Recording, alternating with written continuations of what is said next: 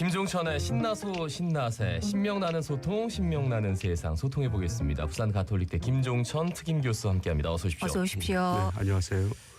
오늘 이제 중증 정신질환자들의 이 범죄 참 끊이질 않습니다. 요즘 근데 왜 이렇게 그 중증 정신질환자들의 범죄에 대한 적절한 대응이 좀 없는 것 같아서 왜 이렇게 문제가 지속되는 건지요? 정부 정책 자체가 부실해서 그렇습니다.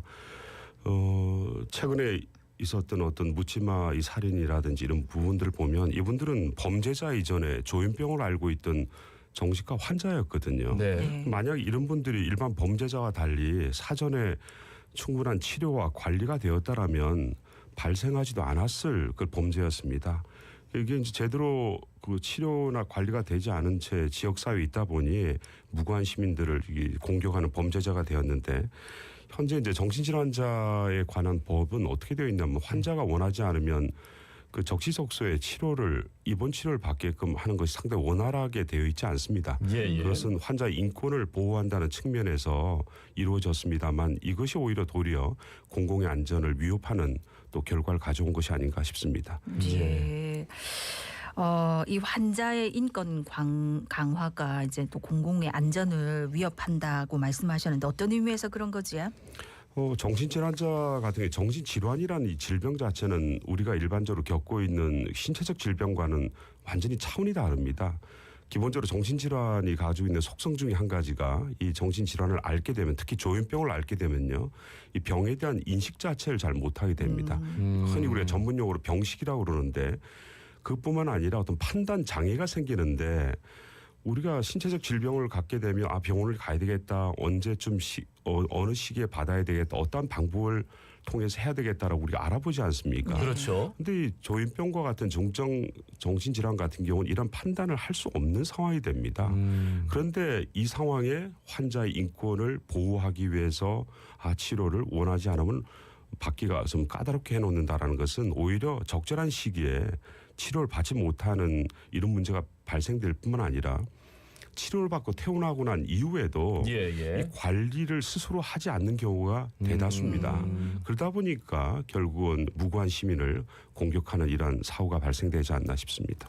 나는 병에 걸렸는데 난 병에 걸리지 않았어. 왜 나 멀쩡한데? 라고 얘기해버리면 그 작은 출발이 나중에는 정말 어마어마한 잘못된 결과를 낳기도 하는데 그러면 병식 그러니까 자기가 병을 앓는다는 그 아는 것 이게 부족한 중증 정신질환자가 문제를 겪을 때 본인의 의사와 관계없이 좀 신속하게 치료를 받게 하는 게 필요할 것 같은데 지금 어렵게 되어 있다는 말입니다. 그렇습니다. 현재 기존 법은 세 가지 유형을 통해서 일종의 강제 입원, 비자의 입원을 하는데 가장 대표적인 것이 환자, 보호자 두 사람의 신청 아니면 동의를 받고 또 그것을 정신과 전문의가 진단을 내릴 때 가능하게 되어 있습니다. 네. 그 외에도 응급 상황에 같은 경우는 이 경찰관 한 사람과 정신과 전문의가 진단을 내려서 가능하고요.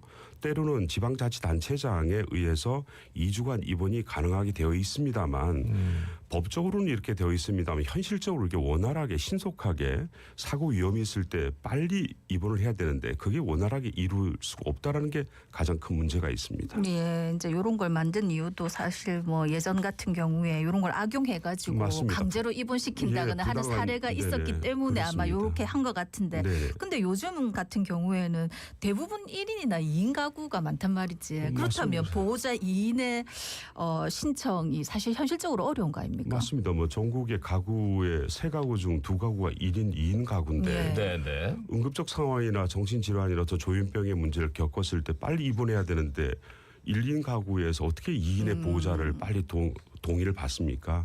특히 중증 정신질환자 같은 경우에 대부분이 가족이 거의 해체되어 있습니다. 이런 상황에서 보호자 두 사람의 동의를 받아야 된다라고 하면 결국은 입원하지 마라는 뜻이거든요. 네네. 이러한 현실적인 문제를 기존의 법이 충분히 담지 못하고 있고 결국은 이 지체되다 보면 환자 가족이 결국은 경찰을 동원해서 하는데 보호자가 경찰을 동원해서 가족을 또 입원시킨다는 게 어떤 심리적으로 상당히 부담이 된다라는 게 또 문제가 되고 있습니다. 신고하는 것처럼 느껴집니까? 맞습니다. 예. 그러네요. 그리고 뭐 위해야 할 위험이 있을 때 이걸 판단한다는 것도 네. 어느 정도 뭐 사고가 터진 다음에 네. 하는 것 같아가지고 네네. 뭔가 조금 허술하다 이런 생각이 자꾸 드네요. 그 중증 정신질환자 자신 스스로가 이제 자발적으로 적극적인 치료를 받는 거 뭐 가장 중요하지만 네. 그러면 그렇지 못할 경우에 보호자 동의를 받아서 입원하는 거 이게 쉽지 않게 되는 이유는 아무래도 이전에 그냥 뭐 강제 입원을 시킨다거나 뭐 이런 맞습니다. 이유가 있겠죠. 아마 한 30-40년 전에 저는 그 여러 가지 TV 방송을 통해서 환자의 인권을 유린해서 예. 순수한 그 질병적 문제가 아닌 다른 문제로 강제 입원하는 사례들이 네. 많이 있었지 않습니까? 그래서 우리가 95년도, 98년도 정신보건법을 통과하면서 이런 인권 문제를 해결하기 위해서 많이 강화했던 게 또 지난 한 30년의 역사입니다. 네네. 이게 이제 좀 잘못된 파행적으로 되다 보니 환자가 거부하면 진단 자체를 아예 받을 수 없도록 또 되어 있는 게 행정입원이나 응급입원이거든요. 그러면 만약에 경찰이나 개입을 해서 제3자가 강제입원을 결정할 수도 있다고 돼 있지만 당사자가 혹시 인권을 유린하는데 관련될 것에 대한 심적 부담 때문에 그렇겠죠. 경찰관조차도 이걸 꺼려하는 게 또 현실이라는 게 문제가 있습니다. 그러니까 나중에 뭐 소송을 할 수도 맞습니다. 있고 그런 하니까 실제 이게 사례가 어렵다, 그지? 있습니다. 네네. 근데 이제 대부분의 정신질환자는 그냥 뭐 범죄를 일으키지 않는 경우가 더 많지 않습니까? 맞습니다. 네. 그런데 이렇게 위험성이 있는 경우에는 신속하게 치료를 받는 게 중요한 것 같은데 네. 외국의 경우는 어떻습니까? 그렇지 않습니다. 그 미국이나 유럽 같은 경우에는 문제가 우리나라 같은 경우는 지금 문제가 터져야만이 네. 입원을 시킬 수 있는데 네. 그렇죠. 외국 같은 경우는 자신과 타인의 어떤 해를 끼칠 우려가 있는 경우에 그런 환자가 발견되면 경찰관이나 소방서에서 의료기관까지 이송할 책임을 부여받고 있습니다. 그래서 아니면 일본 같은 경우는 정치과 전문의를 집으로 방문을 하게끔 해서 평가해서 입원을 시키게끔 돼 있거든요. 네네. 근데 우리나라 같은 경우는 지금 문제가 터지지 않은 상태에서는 설득 외에는 다른 방법이 없게 돼 그러네요. 있습니다. 네. 그래요. 참 그 입원까지도 이렇게 좀 어려운데 문제는 뭐 입원 치료를 한 다음에 어느 네. 정도 상황이 호전되면 상태가 호전되면 이제 퇴원도 하고 사후 관리 집에서 해야 될 거 아니에요. 네네. 근데 요게 적절한 사후 관리도 안 된다. 그래서 이제 좀 공공의 안전이 위협받고 있다. 이런 얘기 방금 전에 언급을 좀 하신 것 같은데 구체적으로 네. 어떻습니까? 이제 정신질환이라는 것은 빨리 발견하는 것도 중요하고 치료를 받는 것도 중요하지만 퇴원 이후에 지속적 관리가 필요한 또 질환 중에 한 질환입니다. 네네. 근데 보통 우리나라 지금 통계를 보면요. 퇴원하고 난 이후에 외래를 방문하는 비율이 한 63%밖에 되지 않습니다. 세 사람 중에 한 사람은 다시 자기의 병식이 부족해서 판단이 장애가 되어서 치료받을 필요 나 이제 없다라고 해서 괜찮아. 맞습니다. 그러면서 이제 안 가는 거죠. 이런 부분에 저희가 이제 주목할 필요가 있는 것입니다. 네. 그러니까 우리나라에 그러니까 많은 중증 환자들이 지금 정신질환자들이 지역 사회에서 제대로 된 적절한 사후 관리가 없다 이 말씀이신 맞습니다. 거네요. 최근에 그 서현동 흉기 난동 그 피의자인 최원정도 그랬고 대전에서 교사에게 흉기를 휘둘렀던 20대 피의자만 하더라도 처음 잡히고 나서 이 사람 정신과 환자구나라고 진단 내린 게 아니고요. 과거에 이미 조현병 환자라고 진단을 내린 바가 있고 네. 네. 입원 치료가 필요한데 거부를 했던데 문제가 있습니다. 그럼 전국적으로 우리나라의 중증 정신질환자가 몇 명이냐면 한 50만 명 됩니다. 네네. 이 중에 한 15% 정도만이 정신의료기관이나 요양기관에 입원해 있고요. 나머지 85%는 지역사회에 있습니다.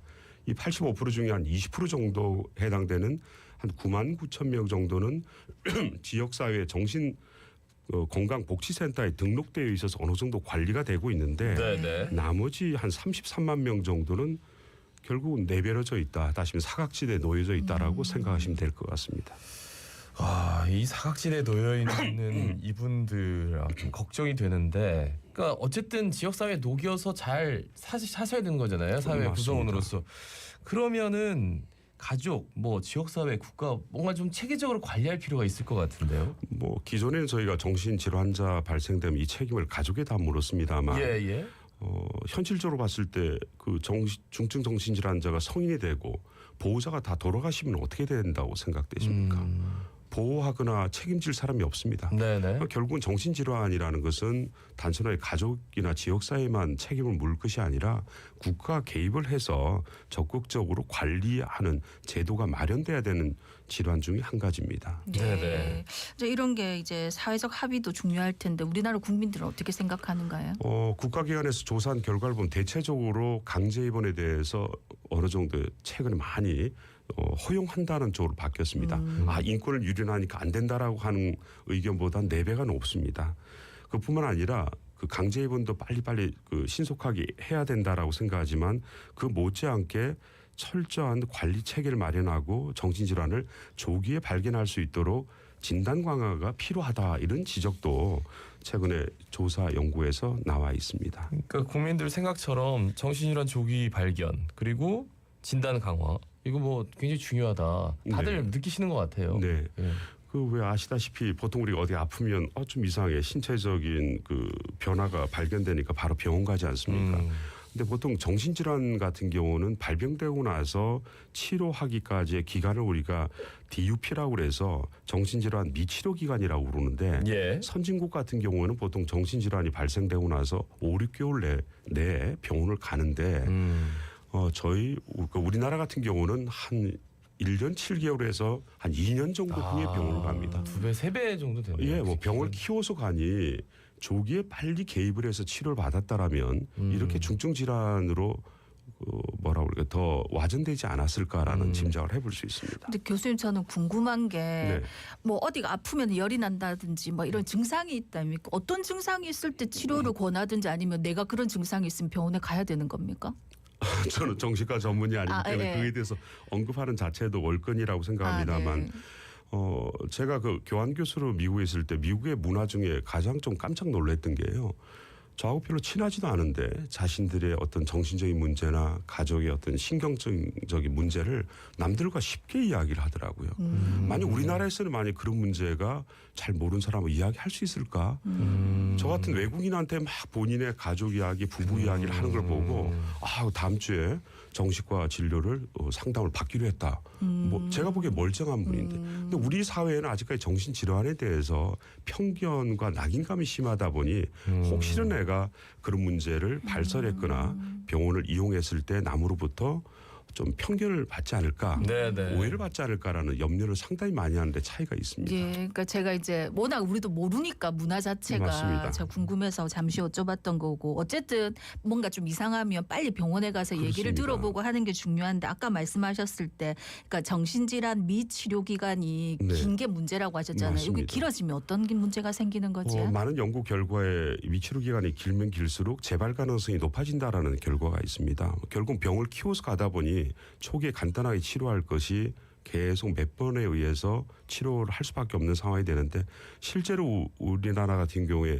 정신과 질환을 진단받고 난 이후에 선진국 같은 경우에는 진단받고 난 이후에 한 10명 중에 4명 정도는 병원을 가는데요. 예. 계속 치료를 받는데 우리나라는 한 10명 중에 1명밖에 정신 문제를 해결하기 위해서 병원을 가지 않습니다. 네네. 특히 또 실제로 건강 조사에 보면 일반적으로 건강 문제 약간 이상을 느낀 적이 있느냐, 그렇다. 그럼 병원을 이용한 적이 있느냐, 10명 중에 한 2사람밖에 가지 않습니다. 그러면은 이제 공격적인 범죄가 나타나기 전에 어쨌든 정말 잘못됐다 하면은 사법적 판단에 의해서 적극적 개입을 해야 되는 거잖아요. 뭐 어떻게 개선돼야 된다고 보세요? 이게 정신질환 문제는 단순한 의료적 문제가 아니라 사법적 문제로 많이 영역을 넘어간 게 선진국의 그 현실입니다. 네네. 그래서 우리나라 사법부에도 이 정신질환자의 비자 입원은 의사에게만 맡길 것이 아니라 공공의 안전을 위협할 수 있으니 법원이나 행정기관에서 나서서 환자와 이야기를 나눈 이후에 책임의 문제를 묻겠다든지, 그러니까 이번에 어떤 가부관을 결정하겠다 해서 의사는 그냥 진료에만 집중하고 공공의 안전을 침해하는 이러한 범죄와 관련될 수 있는 정신질환자 같은 경우는 입원의 결정은 법원이 하겠다라는 것이 사법 입원 제도의 어떤 근거라고 볼 수 있습니다. 네. 끝으로 한 말씀 부탁드리겠습니다. 많은 분들이 정신과 질환에 대해서 좀 편견을 많이 가지고 계십니다만 빨리 신속한 치료와 개입이 가장 중요하고요. 그 이외에도 지속적 관리가 필요한 것이 정신질환 문제입니다. 네. 그래서 환자 가족이 없는 그 환자에 대해서는 국가가 개입을 해서 국가 관리 책임제가 빨리 도입돼야만이 공공의 안전을 위협하는 범죄가 중단될 수 있고 뿐만 아니라 정신질환에 대한 잘못된 편견을 해소할 수 있지 않나 생각됩니다. 예. 네. 말씀 잘 들었습니다. 고맙습니다. 고맙습니다. 감사합니다. 예, 지금까지 부산가톨릭대 김종천 특임 교수였습니다. 예, 연일 진짜 너무 많이 덥습니다. 특히 밖에서 일하시는 분들 더더욱